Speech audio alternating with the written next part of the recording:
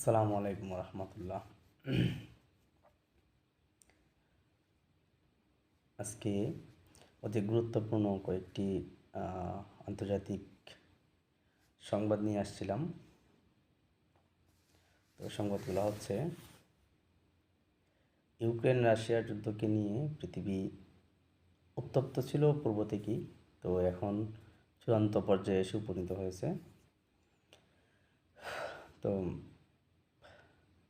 কিছুদিন পূর্বে ফ্রান্সের প্রেসিডেন্ট ইমানুয়েল ম্যাক্রন ঘোষণা দিয়েছিলেন ইউক্রেনের হয়ে লড়াই করতে তার দেশের সেনারা অবস্থান নেবে, অর্থাৎ ইউক্রেনকে বাঁচাতে রাশিয়ার বিরুদ্ধে তিনি আক্রমণে যাচ্ছেন। তো তখন রাশিয়ার প্রেসিডেন্ট মিস্টার ভ্লাদিমির পুতিন বলেছিলেন, যদি ফ্রান্স এরকম কিছু করে তাহলে রাশিয়া বসে থাকবে না আর সরাসরি নিউক্লিয়ার অ্যাটাকে যাবে, অর্থাৎ অন্য কোনো অস্ত্রের তোয়াক্কা তিনি করবেন না। অন্য কোনো, এখন এতদিন তো উনি একটি ধরাবাঁধার সিস্টেমে যুদ্ধ চালিয়ে যাচ্ছিলেন, তো এখন ওনার কথা হচ্ছে যে আর এই ধরাবাঁধার নিয়ম কানুনের তোয়াক্কা তিনি আর করবেন না, তিনি সরাসরি নিউক্লিয়ার ওয়েপন ইউজ করবেন। তো এই কয়েকদিনের আন্তর্জাতিক বিভিন্ন নিউজ শুনে দেখে যা বুঝতে পারছি, ঋষি সুনাক, ব্রিটিশ প্রধানমন্ত্রী ঋষি সুনাক, তিনিও ঘোষণা দিয়েছেন ফ্রান্সের মতো করেই যে ইউক্রেনকে রক্ষায় ব্রিটিশ সেনারাও ওখানে যুদ্ধ করবে।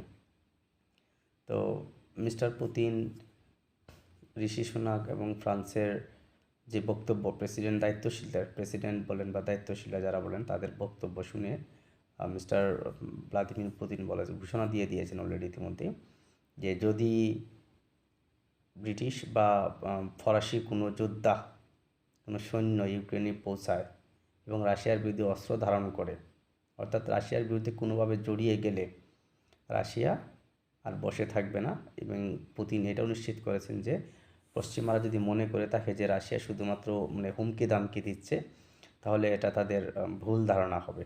তাদের এই চিন্তাধারার সাথে এই চিন্তাধারার প্রতিফলন তারা বুঝতে পারবে যুদ্ধ শুরু করার পর। ইতিমধ্যে তিনি তার যে যুদ্ধমন্ত্রী বা সেনাপ্রধান, তাদের সাথে কথা বলেছেন।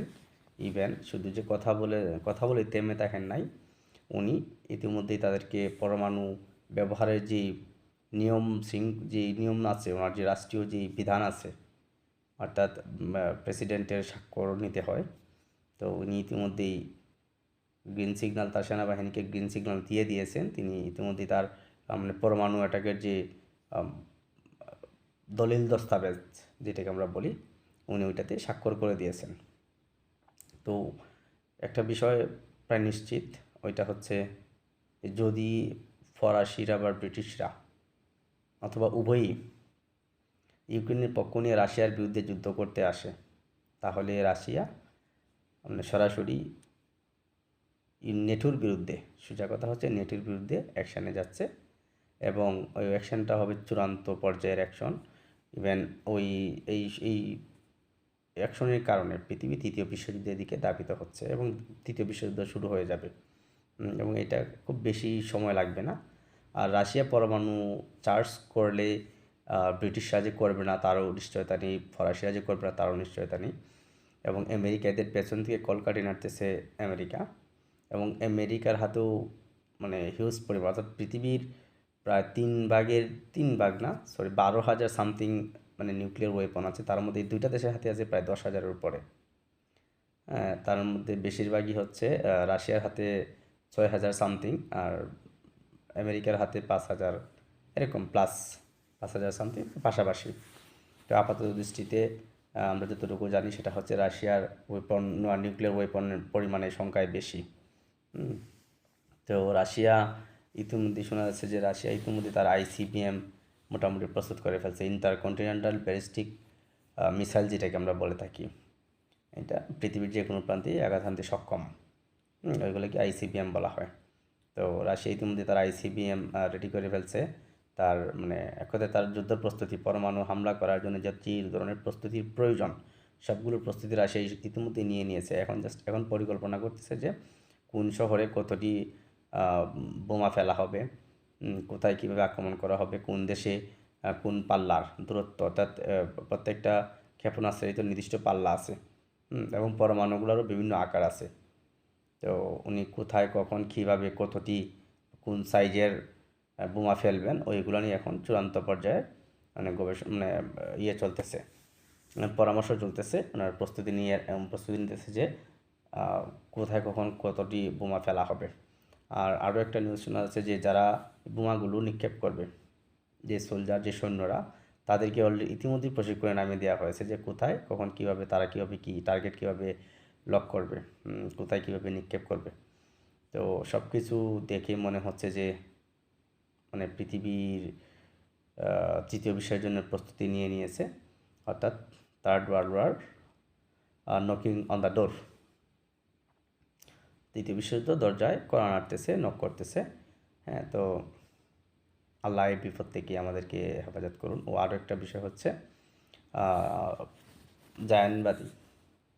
জায়নিস্ট ইসরায়েলকে এতদিন আমরা চার দিক থেকে বললাম, চারদিক থেকে বিভিন্ন ধরনের মানে মুক্তিকামী যোদ্ধারা, ফ্রিডম ফাইটার, মুক্তিযোদ্ধা যাদেরকে আমরা বলে থাকি, তারা মানে আক্রমণ করতেছে। হ্যাঁ, এতদিন আমরা এটাই শুনে আসছি। বাট আজকের বিভিন্ন নিউজ পোর্টালে যেটা দেখলাম ওইটা হচ্ছে যে চারদিক থেকে নয়, মোটামুটি মানে 10 দিক থেকে, অর্থাৎ প্রত্যেকটা যতগুলা ইসরায়েলের প্রত্যেকটা পয়েন্ট থেকে, অর্থাৎ তার মানচিত্রের দিকে চোখ বোলালে তার প্রতিটা ইঞ্চির চারপাশ থেকেই তাকে আক্রমণ করা হচ্ছে। এবং ইসরায়েলও প্রস্তুতি নিতেছে যে রাফায় যে কোনো সময় হয়তো বা একটি ম্যাসাকার চালাবে। তো হামাসও ঘোষণা দিয়ে দিয়েছে, আবু উবায়দা, হামাসের যে মুখপাত্র আবু উবায়দা, তিনি ইতিমধ্যে ঘোষণা দিয়ে দিয়েছেন যে যদি এতদিন তো যুদ্ধবিরতির বিষয়টা নিয়ে বিভিন্ন ধরনের পরামর্শ করা হচ্ছে, আলোচনা চলতেছিল। যদি রাফাতে কোনো ধরনের অভিযান ইসরায়েল চালায় তাহলে আর এই আলোচনার কিছু ধার ধারবে না হামাস। এবং দুই দেশের এতদিন যেটা ছিল যে দুটি দেশের স্থায়ী মানে দুটি দেশ নিয়ে, যে দুটি দেশই ফিলিস্তিনকে স্বাধীনতা দেওয়া হোক, ইসরায়েল তো আছেই। তো দুই রাষ্ট্র সমাধান নিয়ে যে কথাটা হচ্ছিল, হামাসের মুখপাত্র আবু উবায়দা বলে দিয়েছেন যে আর দুরাষ্ট্র নিয়ে কোনো কথা হবে না, হয় তারা থাকবে, হ্যাঁ, অর্থাৎ রাষ্ট্র একটাই থাকবে, হয় ইসরায়েল থাকবে, না হয় ফিলিস্তিন থাকবে। হয় মারবো আর না হয় মরবো। তখন মানে রাফাতে ইসরায়েল যদি আক্রমণ করে তাহলে আর এই কোনো ধরনের আলোচনা টেবিলের সুযোগ থাকবে না, সব দরজা বন্ধ হয়ে যাবে। তখন একটাই লক্ষ্য, হয় ইসরায়েল থাকবে মানচিত্রে, না হয় ফিলিস্তিন থাকবে। তখন আর দুই রাষ্ট্র নিয়ে আর কোনো কথাবার্তা সুযোগ থাকবে না। তো এইদিকে এটা নিয়ে তো আসি। আরও একটা বিষয় হচ্ছে সৌদি আরবের ক্রাউন প্রিন্স সালমান পাকিস্তান আসতেছেন। এটাও একটা বড় ইম্প্যাক্ট হয়ে দাঁড়াবে। যেহেতু আমরা জানি যে কিছুদিন পূর্বে ইরানের প্রেসিডেন্ট, উনিও পাকিস্তান সফর করে গেছেন, এবং পাকিস্তান সফরকে যাওয়ার পরপরই পাকিস্তানের রাজনীতিতে কিছুটা মানে আন্তর্জাতিক রাজনীতিতে কিছুটা পরিবর্তন আমরা লক্ষ্য করতে পারতেছি। পাকিস্তান মানে আমেরিকাকে আর গোনায় ধরতে ইচ্ছুক না, আমেরিকার কথা শুনতে মানে বাধ্য না, মানে এরকমটা যে আমেরিকাকে পাশ কাটিয়ে তোলার চেষ্টা করতেছে। এখন যদি ক্রাউন প্রিন্স সালমান পাকিস্তান সফর করেন, এবং উনি কি বার্তা দিবেন এটা আসলে এখন আন্দাজ করা যাচ্ছে না, বোঝা যাচ্ছে না। উনি এসে সফর করে যাওয়ার পর বোঝা যাবে যে পাকিস্তান কোন দিক দিয়ে মুভ করে। যদি পাকিস্তানও ইরানের প্রেসিডেন্টের সাথে কথা বলার পর যেই পথে হাঁটতেছে, মোহাম্মদ বিন সালমানও যদি একই বার্তা নিয়ে আসেন, তাহলে পাকিস্তান পরমাণু শক্তিধর দেশ হিসেবে তার ভূমিকাটা আসলে দেখার মতোই হবে। আশা করা যাচ্ছে তার ভূমিকাটা দেখার মতোই হবে। এখন বাকিটা আল্লাহ ভরসা। আর আমরা সবাই আল্লাহর কাছে চাই আল্লাহ যেন এই বিপদ থেকে পৃথিবীকে রক্ষা করেন। যদি নেটোর সাথে রাশিয়ার একটা কনফ্লিক্ট বেঁধে যায়, তাহলে পৃথিবী অ্যাকচুয়ালি থাকবে না। বাস্তবতা হচ্ছে এইটাই, পৃথিবীর 2/3 ধ্বংস হয়ে যাবে। পৃথিবীতে প্রায় এখন 700 কোটি সামথিং প্লাস জনসংখ্যা আছে। তো তার 2/3 ধ্বংস হয়ে যাবে, টোটালি ডেস্ট্রয় হয়ে যাবে, ভ্যানিশ হয়ে যাবে। একটা অংশ হয়তো বা থাকবে। আর আমরা যেই পজিশনে আছি, এখানেও 2-3টি পরমাণু রাষ্ট্রের মানে মাঝামাঝি আছে আমরা। চীন আছে, ভারত, পাকিস্তান। হ্যাঁ, উত্তর কোরিয়াকে আমরা খুব বেশি মানে দূরে ঠেলে দিতে পারি না। তারাও আছে। তো আসলে কে কোন দিক দিয়ে মুভ করবে এটা একটা চিন্তার বিষয়। তো দেখা যাক আসলে কোন দিক দিয়ে পৃথিবী যায় এবং কি হয়। ধন্যবাদ সবাইকে।